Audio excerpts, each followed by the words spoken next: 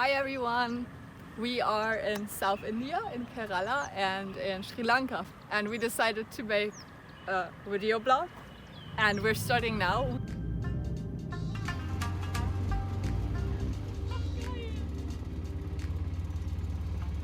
Following an exhausting weekend of moving to Bavaria, we arrived in Kochi in the state of Kerala, where we saw a traditional Kathakali show. Only the makeup took over an hour. Alleppey is a city that's close to the seaside, and we took a few rides in the backwaters. We went canoeing there, and there are these tiny villages that are built just like water, one street, houses, and then paddy fields or rice fields in the back. And there's a lot of like green stuff in the water in the smaller canals, which is the African lily, which got imported from Africa, and the locals are really struggling with it because the motorboats get caught up in the lily and they can't like drive around as they used to, and it's spreading out like crazy. Our guide comes from the village. We could get an authentic impression of the daily village life, and our guide knew everyone around. We started early in the morning at 7 a.m. for sunrise to avoid the noon heat. We were lucky as it was a cloudy day. Driving through the canals, we could see the local villagers washing themselves and brushing their teeth during their morning routine in the canals. Our guide also told us about a big flood a few years ago and showed us his own house, one of the many that is currently being rebuilt 1 meter higher to counter the sea level rise. We spent 3 nights in the hot and humid coast and then took a local bus up to the Thekkady National Park.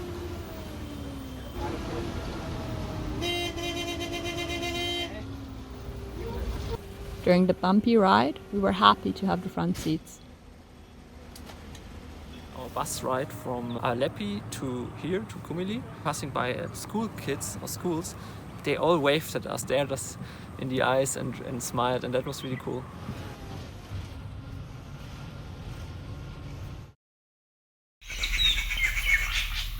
The next day, we discovered a jungle full of monkeys, birds, and larger animals.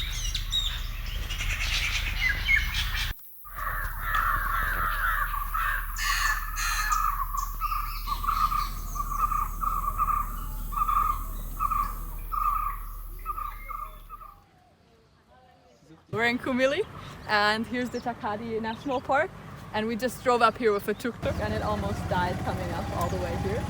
And tonight we're going on a night trek through the jungle where we already saw a lot of monkeys. And then tomorrow it's off to Munnar. I'm going to show you something special. So on every big trip we go, we take a big book and we take my watercolors. And we basically do 2 things. We paint pictures. That's one from me, that's one from Fabian. Oops, the coconut is sticky. And we write about our days. So we've done this for Southeast Asia and for the USA, and now we're doing it here.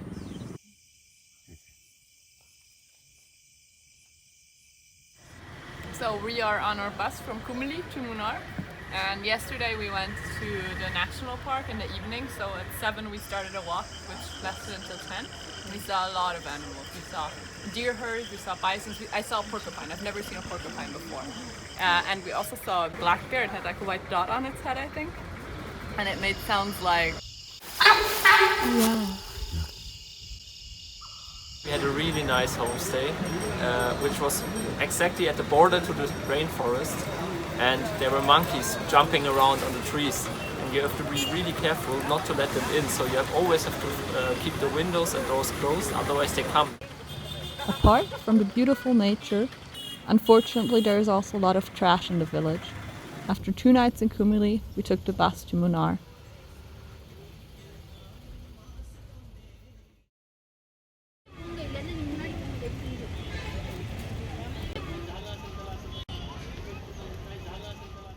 Early this morning we went on a hike with a guide on the mountain that's close by to our homestay, and the guide was really knowledgeable about plants. And we hiked through the tea plantations first, and that's where we are right now too. And white, green and black tea is actually made from the same plant. Let me show you. In the middle, the white tea is the very, very middle part. It's a very expensive one. This is the green tea leaf and this is the black tea leaf. And you don't pick anything big like this. Like, this is really bad quality. It's not supposed to be in your tea.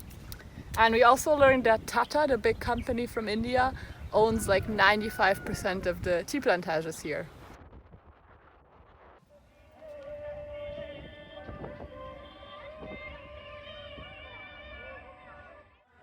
So this is Munnar. It's a city in the mountains, about 1,500 meters altitude. And the climate here is really nice because it's fresh, there's a breeze, and it's about 20 degrees.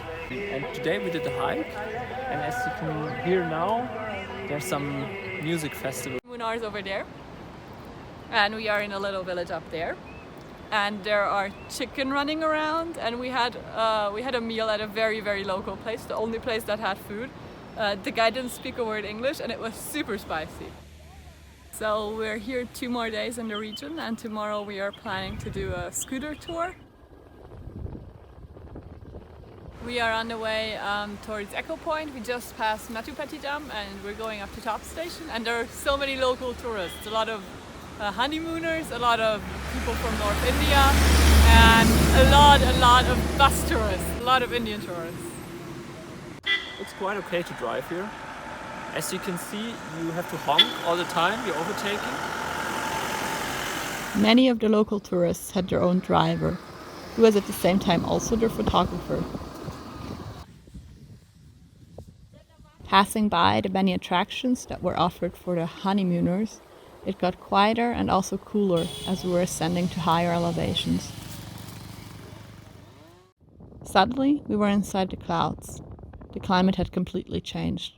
After arriving at a checkpoint, we entered the road to the winter vegetable village, where they grow carrots and strawberries. That's something really special in India. The road passed through the Indian state of Tamil Nadu for only a few hundred meters.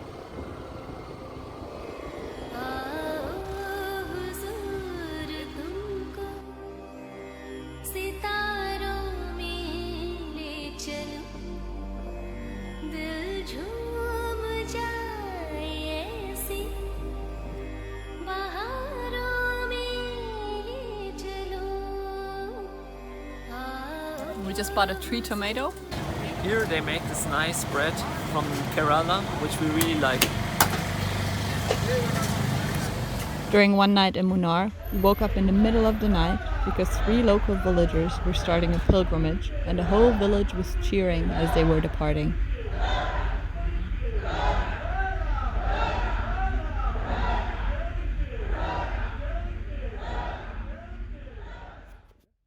In the spice garden, we saw so many plants: curries, figs, cinnamon, pepper, coffee beans, cacao, and much more. Now in the spice garden, and we have a guide telling us about all the different spices. Okay, madam. This is 5 meters like And in the then it drawing. has like beans? After the beans coming, and the dried beans only smell getting. And inside so many seed. That seed is drying and fermentation.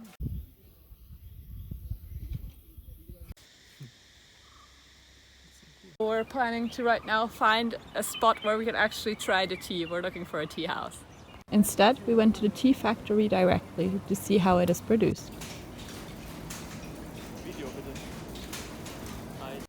After 3 days in Munnar, we took the bus again, westwards towards Kochi to take the plane to Sri Lanka the next morning.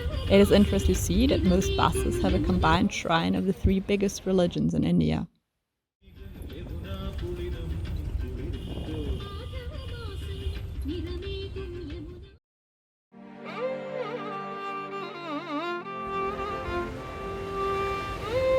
So the last 2 nights we stayed close to Galle, north of Galle, in a really, really nice, cozy home.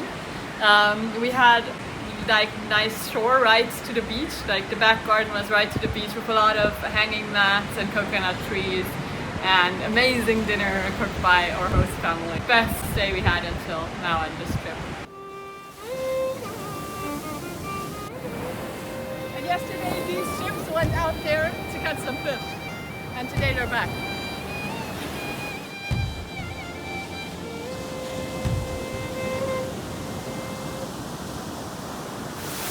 20 minutes ago it was swimming weather, now it's pouring and it's crazy. You can't even see the beach.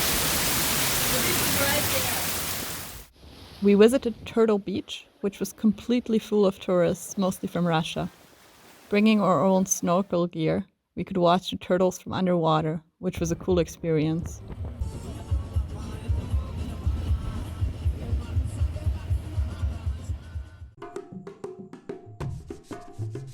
We are now in Weligama, and as you can see here, it's really the perfect spot for surfing.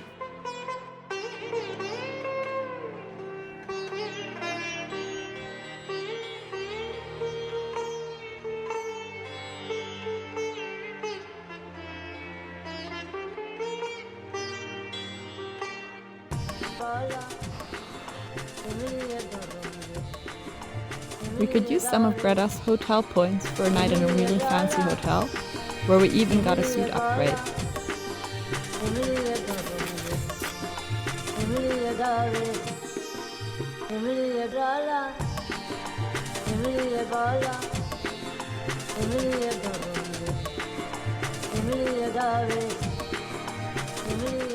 We could witness a Germanic ceremony in the garden of our hotel.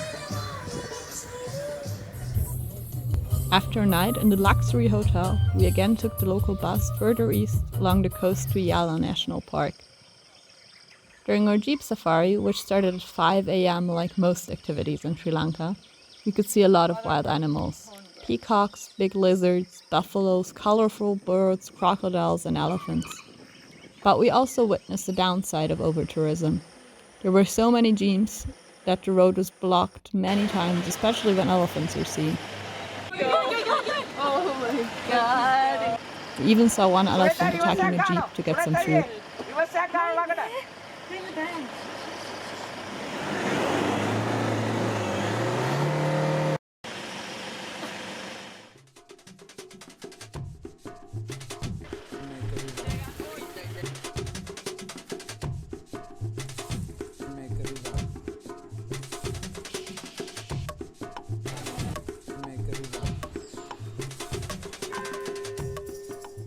We are now in the mountains on an altitude about 1 kilometer above sea level in the city of Yala.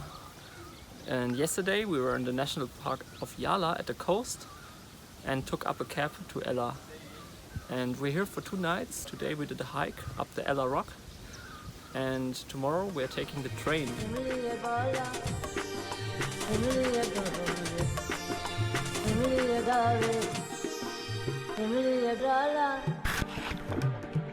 We have a very lovely homestay. We got Sri Lankan rice and curry yesterday. We got 6 or 7 kinds of different curries.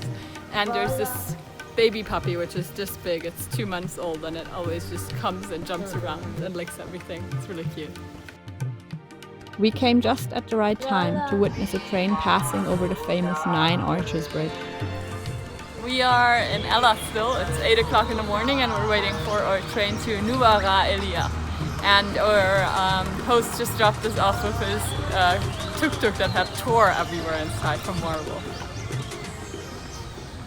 We are now in Nuwara, Eliya, and this morning we took the train from Yala and the ride was really nice. It was really fantastic.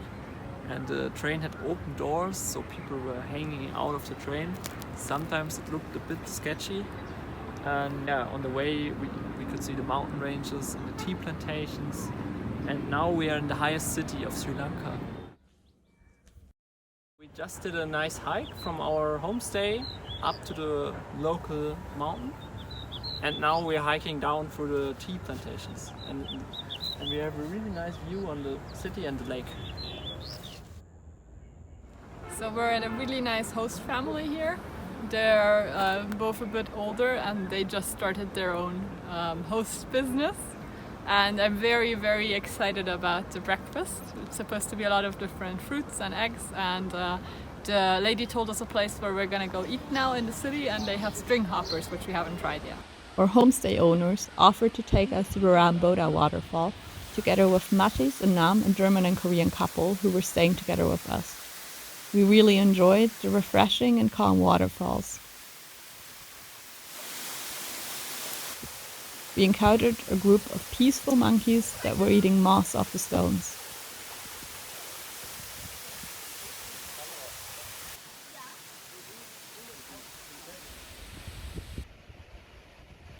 On the way back, we stopped at a stand selling fresh avocados. The city of Nuwara, Eliya is very special because of its different climate and British colonial heritage. There's a golf course in the middle of the city. We sent home some postcards from a brick-building post office. We took the train to Kandy the next day and directly moved to Sigiriya. The day after, we woke up at 4 to hike on Pidaragula Rock to watch the sunset from there. But instead we found ourselves in the middle of clouds and fog with a lot of other tourists. When our host picked us up with his little son, who was also driving the tuk-tuk sometimes, he showed us the surrounding nature.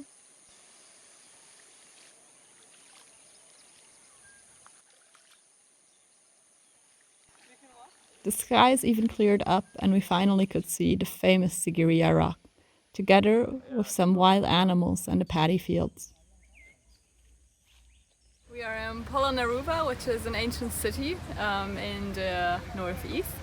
And we are right now at the citadel. This is the royal palace. We just passed a place which was an old swimming pool, but it's like an old bathtub, and it has the Romans had a water influx and outflux system.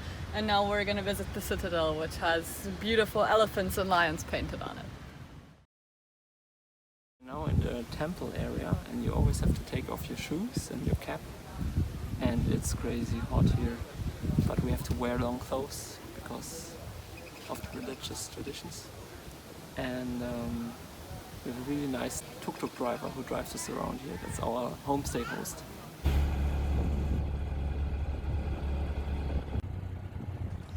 On our way back from the ancient city of Polonnaruwa, we passed through heavy rains. The locals are prepared for this.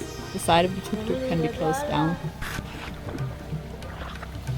We really enjoy the Sri Lankan cuisine, which is quite different from the Indian one.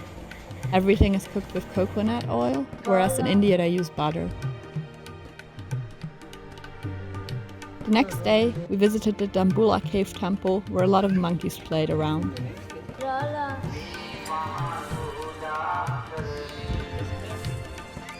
The last night during our 3-week South India and Sri Lanka trip, we spent in Negombo, near the airport, where we had time to write down our experiences and impressions in our trip journal. We at Kuwait, where we had our 3-hour layover at night, we arrived back in Frankfurt, Germany the next morning.